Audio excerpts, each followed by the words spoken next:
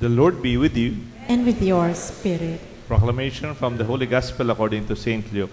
Glory to you, O Lord.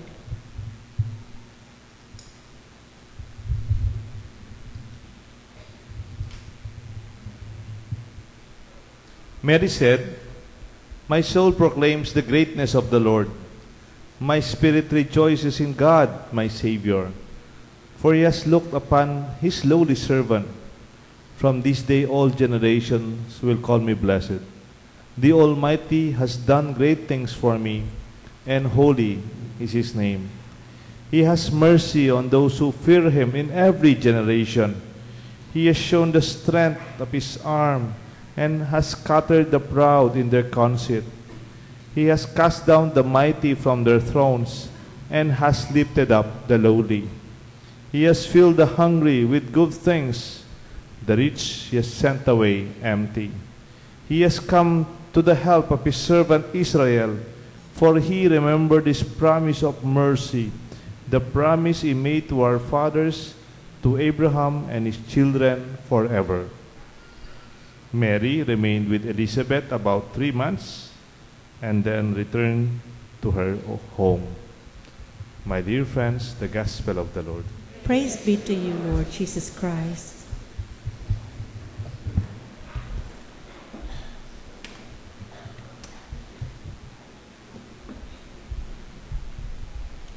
In the name of the Father, the Son, the Holy Spirit.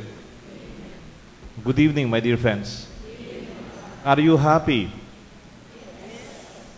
Yes. Are you happy? Yes. Amen. And let us talk about our happiness. And this happiness that the Mary in this gospel would be singing. A happiness of her own lowly servant. I believe that we should see our happiness from our source and sense of gratitude.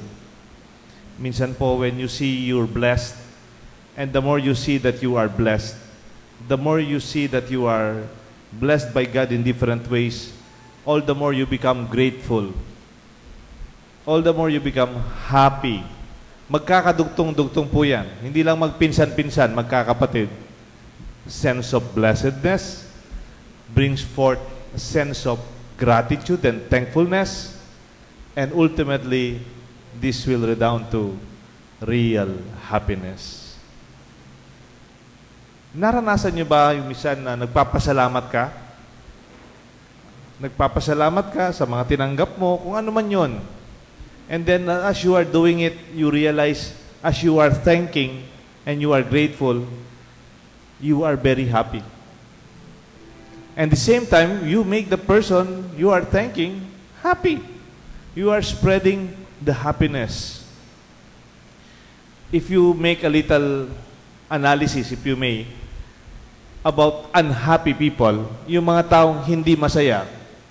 Ano kaya yung mga taong hindi masaya?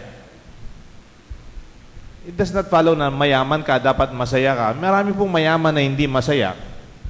Hindi naman successful ka, dapat masaya ka. Marami din successful na tao, pero sa tingin na sa buhay nila, hindi pa rin sila masaya. Sa tingin ko po, you can mention some. Some people who are resentful. Resentful, yung parang parati silang may sama ng loob. Yung parang they resent things that they do not like deep inside them. I notice they are not happy. I don't know, pero maybe you know that better, isn't it? May kilala ba kayong taong resentful? Yung nasa kanila na, pero parang hindi pa rin masaya. Meron din yung people who complain. Who complain, what's wrong? What's wrong with you? What's wrong with this country? What's wrong with this society? What's wrong with our church? What's wrong with our parish? What's wrong with my neighbors? What's wrong with the homeowners? Ano ang kailangan pang ganito? You know, when you are with people who always complain, kung minsan, pati tayo nahahawa, di ba? Nakakahawa. Even people who are envious. Envious, they complain because they compare themselves. Mabuti pa si kuya. Mabuti pa si ate. Ba't yung kapitbahay natin? Ikaw. Ba't yung mga anak ng kapitbahay natin magagaling? Ikaw, anak ko, ba't hindi ka magaling? Anak pa naman kita, hindi ka magaling. Yung kapitbahay natin ang gagaling. Tapos sumagot yung bata, kaya po sila magaling kasi magaling po yung tatay nila. So, wag po kayo siya. Don't compare your children. They don't have to be like your neighbors or like their ates and kuya. Minsan po, for some time, I was also working with high school students in the school. And napansin ko po, when I am doing some counseling with kids, they are also not happy when they are being compared. Ba't di ka kamukha ng mga pinsan mo? Pumasa sila sa ganitong school, ikaw hindi. Allow them to discover the joy of who they are. I don't have to follow your life and I don't have to be like you. Ang dami pong taong hindi masaya ngayon. Maybe because they are resentful, they complain, or they always feel envious. They compare themselves. Mary was never resentful. It was not mentioned that she does not belong to any caste of a rich family. She's a simple woman. Neither did she complain about maybe during their time there are princesses and queens. But she remained humble. Neither should she compare herself with others. I believe when you see your life graced, from grace, it brings gratitude. When you feel you are blessed, you become eventually a blessing to others. When you are a blessing to others, you bring happiness. Tignan niyo po, there are new optics to blessedness. Or I may say, redefining our sense of blessedness and our sense of happiness. Huwag po kayong masyadong magpadala kung ano sinasabi ng mga komersyal na dapat bilhin mo to para maging masaya ka. O dapat ganito yung itsura mo para maging masaya ka. O dapat ganito yung kulay mo para maging masaya ka. O dapat may ganito ka dapat para masaya ka. It does not really happen that way.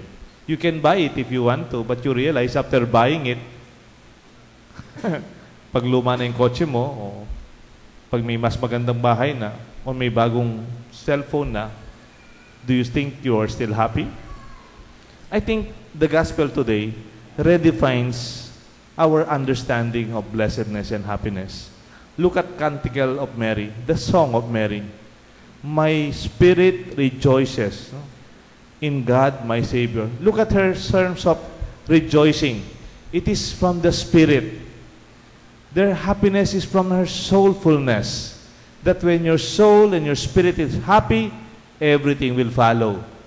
Kahit na mainit, kahit na hindi ka mayaman, o kung minsan kahit may sakit ka, my spirit rejoices in God, my Savior. Her sense of happiness emanates from her spirituality. For he has looked upon this lowly servant. She did not become a superior servant.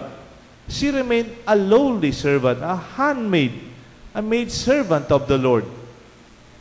But she's trying to give us a clue that even when you are lowly servant, you are a handmaid, you can still be happy.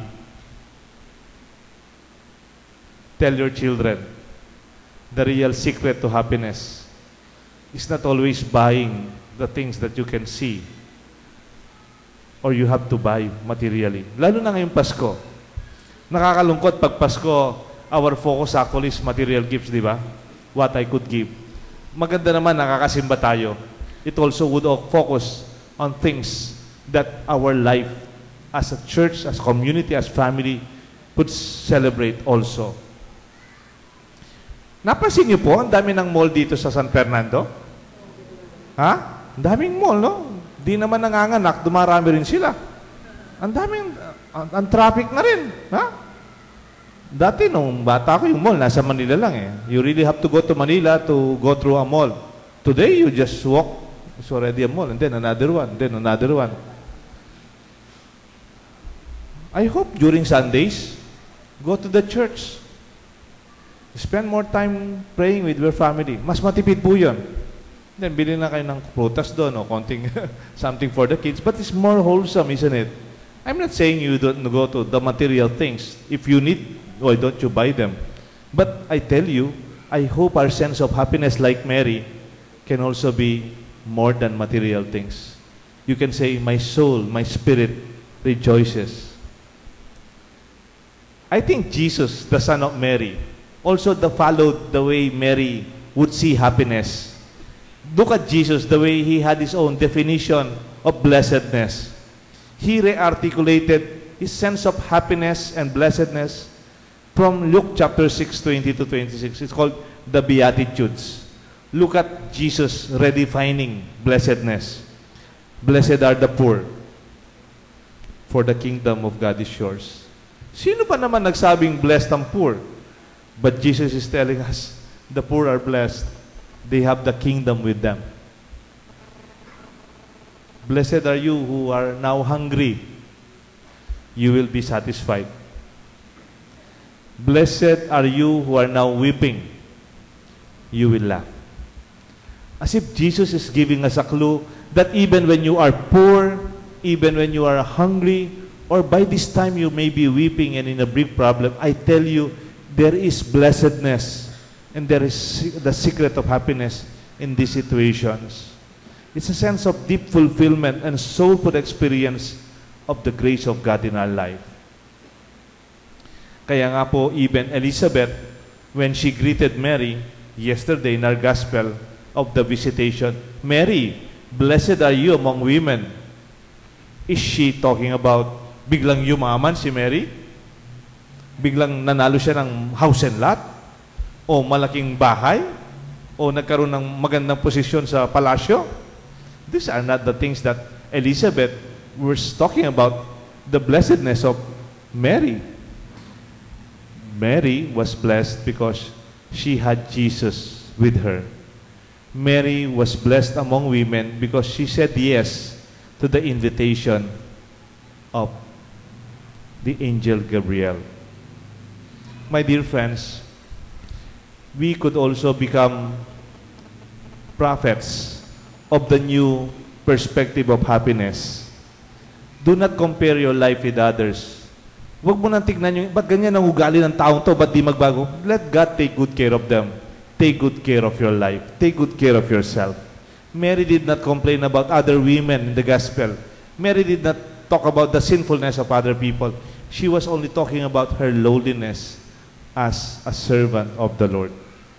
Kuminsan kasi, ang susi din ng kalungkutan is when you look at other people. Parang ganyan ang kasalanan niya. Ganyan ang kasalanan niya. If you judge other people, I think that is also a secret to unhappiness. You just resent. But siya, ganyan. But sila, ganitong ugali. Let God take good care of them. Take good care of your soul. Like Mary, she finds her happiness in her soulful experience of God. To see even problems as source of happiness. Hindi ko po alam kung nakwento ko na, minsan, nung bagong pari po ako, umuwi po ako sa bahay. It was like a Friday, late afternoon. And then my mother was complaining. Ang nanay ko po, when she was still young and strong, nagka-catering po siya, catering. Alam niyo naman po yung catering, stressful. Parang maraming natanggap nilang catering engagement. Kasal, birthday, binyag, reunion, one weekend. Tapos, nung nandun ako, medyo nagmimiron-miron ako sa catering nila. Tapos sabi niya, oh, meron na naman dumating. Bukas yung birthday, ngayon nagpapakater. Kulang na yung mga gamit natin. Magre-rent na tayo ng ibang gamit para lang hindi natin mahindihan yung taong yun. So, ang nanay ko, she was complaining. Tapos sabi ko sa nanay ko, Ma, magpasalamat ka. Kasi madakal magpa-cater ka. You have good business. Mas mahirap, may business ka, walang dumarating. Mas mahirap, may catering ka, tapos nakaganyan ka, walang pumupunta at lumalapit sa'yo. Ma, alam mo, tawag ko dyan, it's a happy problem. Can you repeat that? It's a happy problem. Alam niyo po, hindi lahat ng problema malungkot. Hindi naman po lahat. If you can only see in a simple situation the blessedness of seemingly a problematic situation. You can multiply this in your way of looking at problems. Minsan, may nagsabing, ang hirap naman ng misa sa St. Jude. Ang daming sasakyan. Ang hirap mag-park. Sabi ko dun sa isang officer namin, it's a happy problem. Ang mahirap, tayo-tayo lang. Kung masikip ng konti, mamaya, sorry na lang po, minsan, it takes time para makalabas. It's a happy problem. Why? We are celebrating together and marami tayong nagsisimbang gabi. Medyo nakakatakot kung 3 na lang tayo dito, 4. Because when you see even situations that are imperfect as a source of a happy problem, then you can convert even hunger, even pain, and even poverty as a source of blessing. Sino po sa inyo yung lumaking simple yung buhay? Sino po sa inyo yung nag-working student? Sino po sa inyo yung tinulungan ng ibang tao para makatapos? O tinulungan ng sarili ng trabaho? When you look back, isn't it? With your life today, you see that experience from a hindsight. It was also a blessing. Now you are tougher. Now you understand what poverty means. Ngayon, pag sinabi mong kahirapan ng buhay, alam mo. Bakit? Dinaanan mo. And you can talk about this to your children. Do not be afraid kung kailangan kang dumaan ng mahirap. Like Mary, what she had gone through, might tell you, these are the canticles and the songs that we celebrate today. Gusto ko lang pong magtapos sa nabasa ko, narinig ko, kay Bo Sanchez. May reflection po si Bo Sanchez. Sabi niya, there are 3 kinds of happiness. Pumili po kayo dito. There are 3 kinds of happiness. Una po yung selective happiness. Yung pinipili mo lang daw kung ano ang gusto mong maging masaya ka. Masaya ako kung ganito. Masaya ako kung makakabili ako ng bagong kotse. Good luck, siguro. Next year, kung makabili ka, edi masaya ka next year. Okay, after 2 years, masaya ka after 2 years. Masaya ako kung mapapatapos ko na yung bahay ko. Wala pa naman bahay, no? Hindi pa naman tapos yung bahay. O siguro, masaya ka na after 3 years kung tapos na yung bahay mo. Masaya po ako pag nag-graduate na ako. First year ka pa lang, so maybe magiging masaya ka after 4 years or 5 years. Para bang selective happiness, yes, you will be happy, it's big time, but it does not happen every day. Yung a new car, graduation, or achievement of something you want, it is happiness, it is gratitude. I will be grateful and happy and be blessed if I get this condition. Okay lang po yun. But I tell you, you have to wait a long time to be happy. Pero mayroon naman taong sabing simple happiness, sabi ni Bo Sanchez. Ano po yung simple happiness? Ay, kanya banda rin fishball? Kapalida? Linibri na ako panisipin mo yung bali. Wow, isn't that great happiness? You cannot have that every day dito sa Before the Mass. Wow, sarap naman magsimba sa St. Jude. Nakita ko yung kaklase ko. Sabay kami nagsisimba ngayon. You can have that if you want to. It does not have to be something sophisticated. Your simple happiness can be every day. Isn't it? Salamat, at least may bahay ako. Wala akong sakit ngayon. Nakakasimba ako. Ang daming gustong magsimba. Hindi man nakakasimba. You know, may nabasa ako. Sabi niya, if I can go to simbang gabi, it will be a luxury in my life. May repeat? Sabi po nung narinig ko, if I can go to one simbang gabi, it will be a luxury for my life. Bakit po? Nagtatrabaho po kasi siya sa ganitong oras at saka madaling araw. Isn't that wonderful? Kung nakakasimba tayo, it's already a source of our happiness. And lastly, sabi ni Bo Sanchez, meron ding sacred happiness. This is the happiness of Mary and the beatitude of Jesus. That even in your loneliness, even the problems that you're going through, you can say, Lord, thank you. I know someday there will be a beautiful message and someday something better will happen in my life. It is true, isn't it? Tignan niyo po yung pinagdaanan natin noon. If you only look at them from the optics of faith, from the perspective of Mary and Jesus, even our greatest problems can be sacred and holy. Pwede po kayong bigyan ng assignment? Kamukha ni Father Raul, nagbibigay ng assignment. Kahit wala ng klase, magbibigay pa rin ako ng assignment. Una, before matapos yung 2016, what is your biggest gratitude? One thing big time. Anong pinapasalamatan ng something big? For 1 year. 1 year naman yan. There's something big that's extraordinary. Can you think about this and thank the Lord?